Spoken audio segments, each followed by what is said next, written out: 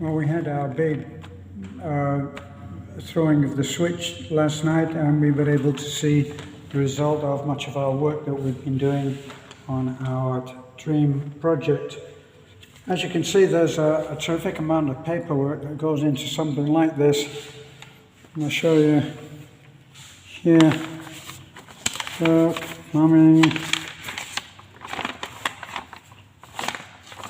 See, so all of this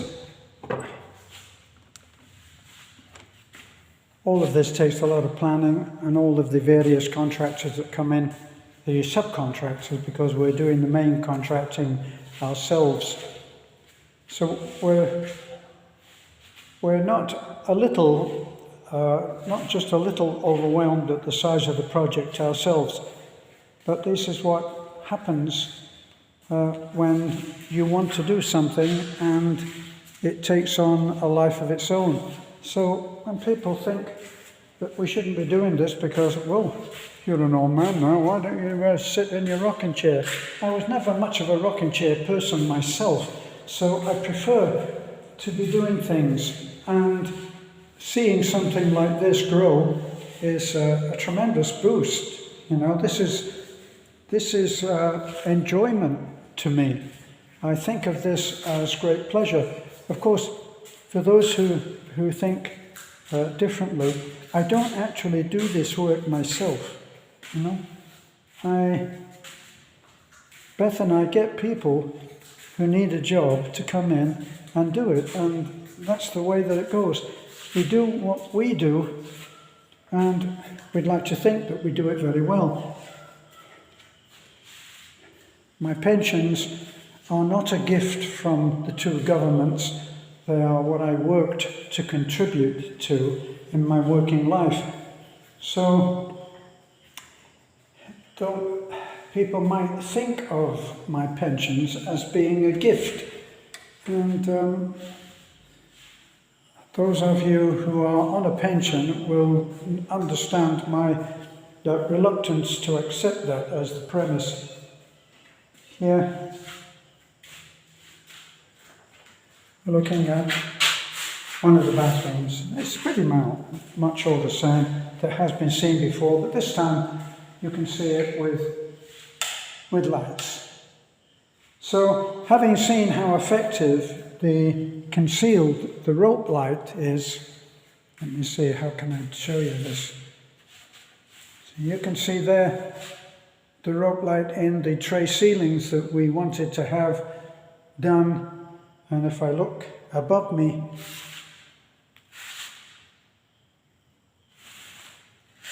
you see, the tray ceilings are very effective and they give a softened light. We've just got the light on now in the main, what I think of as the main hall, reception. So if you look, the camera doesn't give a really accurate look of how effective the tray ceilings are with that subdued lighting. It doesn't look that subdued when I look back there. See, that is a pretty good idea. When I did it there, I've got the light directly above me, and so it looks a little bit brighter than it actually does. Than it actually is, I should say. See, but if you're looking now, so this is really very nice. Let me show.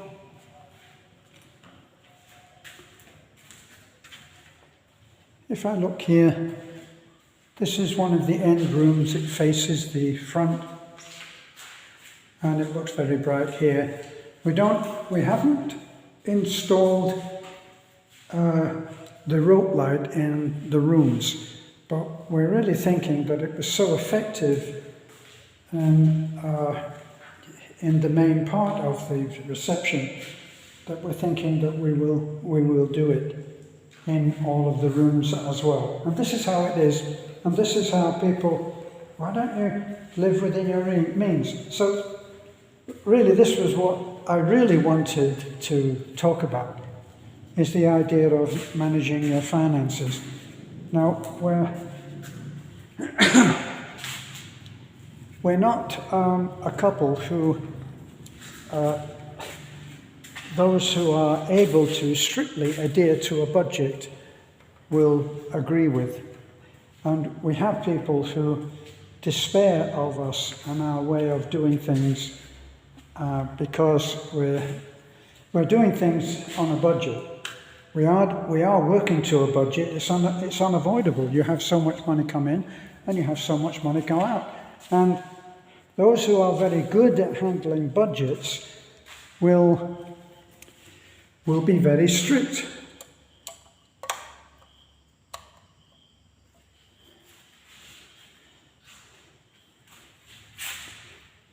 Now, for those who would not choose to do what we are doing, it will seem too much. For those of you who think if you think only of the electricity bill, you won't have the light done here. This is what most Filipinos do as far as their electricity goes. Now, in our house we have three hanging light fittings, like the one behind me. And this is where Beth suddenly decides to go Filipino. She goes native Filipino. It's got 3 bulbs in that thing that you can see behind me. They're not in right now because I don't think it's hooked up or just doesn't have the bulbs in. Well, what Beth has done is she's taken 2 of the bulbs out because it uses too much electricity. See, so the Filipino way, and what I noticed first when I came to the Philippines was that they will have an enormous room like this, and then in the center of the room they will have 1 bulb. In fact, when electricity was brought to the house of Nanay, the 2 bedrooms, it had 2 bedrooms, and the 2 bedrooms are open at the top. So let's say that the roof is 10 feet, the bedroom walls between that separate the 2 rooms will only be 8 foot. So that means that everything that goes on in bedroom 1 is heard in bedroom 2, and vice versa, no doubt. So we have this situation where some will look at what we're doing and they will say it's too big, and some who have done a much, much bigger project will say, well, it's not that big. And then others will say, well, maybe it's too small. While you were at it, you should have done something that had 12 bedrooms. Why wouldn't you? While you're doing that, see, so it always depends on who you're talking to. But the fact is, most people will agree that those who have succeeded to a greater degree, I'm sitting down, those who have succeeded to a greater degree will say, great, go for it. And those who have failed to achieve those things that you are going for, or who are in fact too scared or too conservative or too uninterested, will say it's too much. So this has been the subject of many videos where I say, if you ask, be careful who you ask advice from, because when you ask for someone's advice, they will give you their advice will be based on the sum total of all of their own wins and loses. Now, if you talk to someone about finances and they have been crucified by bankruptcy and are finished and are not trying anymore, they'll tell you, don't do it. But if you have also spoken to someone who has had a bankruptcy and survived it and gone on, used the lessons that he has taken from being bankrupt and has gone on to be a success, then he will say, go for it. So you have to assess the quality of the advice that you ask for. Personally, I think be very, very careful about asking anybody for advice. Watch, look, listen, keep this closed. Remember the book I told you when I came out to the Philippines and then we came to live in Bohol? I found a book, not many books in Nanai's house. There's a couple of copies of the Bible which are heavily read, and there was one book that I found about a particular sect of people in America, similar to the Amish and other groups like that have separated themselves from mainstream society. And this was about one of those groups of people. And the father said to the son, a young boy who was doing too much talking, and he said to him, never pass up a chance to keep your mouth shut. And that has become a common thing now. They're out there now telling you, don't tell people your plans. Don't tell people what you're doing. Don't tell people what your finances are. And so everything has become very secretive. And it's become secretive on the basis of, if people know what you're doing, they can harm you, they can damage you. Well, believe me, we've been attacked from every quarter for 10 years, and we're still here. You have to learn to deal with the pressure, and you have to learn to survive it and go on and use the lessons learned. I remember a book called, I believe, something like The Sound of Silence, or by Carlos Castaneda, and I'll leave you with this. Carlos Castaneda decided that he would go and learn from a Mexican Indian guru, a seer, a wise man. And he went to Mexico and he studied under this simple seer called Don Juan. And Don Juan taught him many, many lessons. And one of the lessons that he learned, which he passed on in his book about silence, was that when people criticize you, Don Juan said, be grateful for those people. They are your petty tyrants. So in other words, these are the people that go, you'll never do anything. Oh, you can't do anything. Yeah, look at you. You're no good. You'll never do anything. That's too big for you. Whatever were you thinking when you took that? All of this comes from petty tyrants. They are the ones whose job it is in life, by their choice, to put things down, to stop things, to discourage people, to be realists. The worst possible explanation for what they do is that they are realists. So, they're your petty tyrants. Now, you can say, I have too many of these petty tyrants. I don't want it. I'm not going to do this. I'm not going to make this. I'm not going to try for this. I'm going to live quietly. I can do without the pressure. You can do that, and that's good if it works for you. Or you can say, go to hell. I'm going to do what I want to do. And you do what you do. You do the hating, and I'll do the loving, and we'll see what time will tell. And you use the bad energy that you get from a negative person, a basher, and you turn it to your advantage, because what doesn't destroy you will make you stronger. So, there are intrinsic people and extrinsic. Intrinsic is those that, if you're talking, say, to a student, there will be students that respond best to you telling them, if this is your dream, go for it and don't let anybody discourage you. So they turn inward to their inner resources in order to be able to succeed.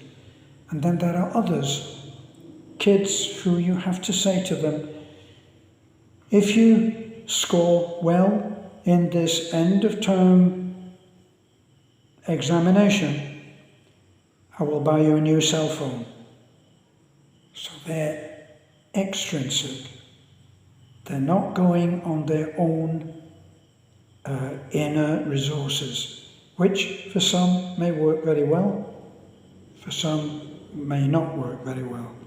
For some people, they work better with a threat. If you don't get your exam done properly, I'm taking that cell phone away. And there are others who say, if you do well, I will give you this. So the reward or the threat. Treasure your petty tyrants, because if you can prove them wrong, you will really have learned a lesson.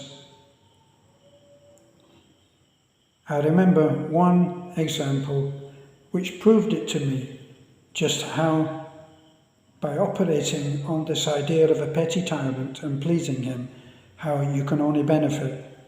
I had made a console for a very prestigious company of rental objects.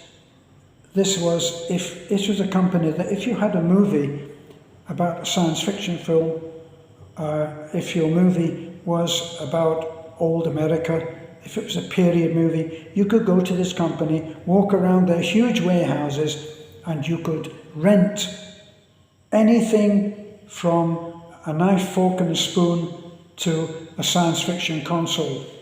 And I made a console, and the man criticized it on a very, very small thing. And I was about to tell him, you know what you can do with this? You can stick it where the sun don't shine, and I'll even help you. And I remembered that he could be my petty tyrant. So I didn't say anything. And when his sidemen, his important people that he depended on for an opinion, when they said, Terence will get it right, your little criticism is something that he can easily correct. So he went along with it, and later they said to me, we were dreading that you would tell him where he could put it, but you didn't, and that was great. And I went on to do a great deal of work for this company, and everybody was very happy with my work. So, watch out for your petty tyrants. Do what you think is the right thing. We are struggling because we choose what to do next. Should we quit eating out for a week in order to get this done or that done? Or should we wait for another week?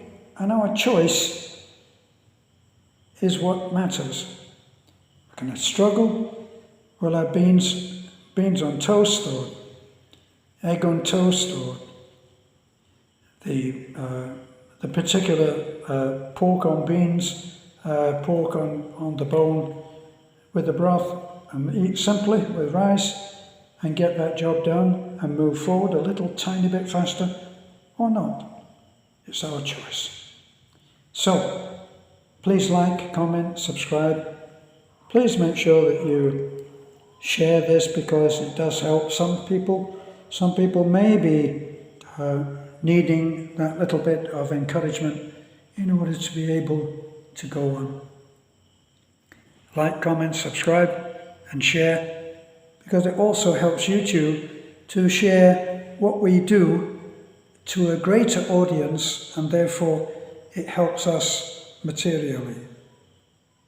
I'll be back.